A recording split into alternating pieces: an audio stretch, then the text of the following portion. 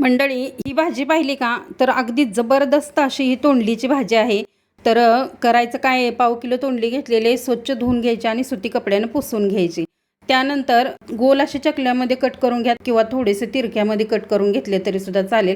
त्यानंतर एका कढईमध्ये थोडंसं सुकं खोबरं आणि त्याचमध्ये शेंगदाणं थोडं अर्धी वाटी घालून तळून घ्यायचं आहे आणि हे थंड करण्यासाठी बाजूला ठेवून द्यायचं। त्यानंतर तोंडली जे आपण कट करून घेतलेले आहेत ते ह्या राहिलेल्या तेलामध्ये फ्राय करून घ्यायची। ही भाजी आहे 3 ते 4 दिवस अगदी आरामात टिकते, तुम्ही प्रवासात सुद्धा घेऊन जाऊ शकता।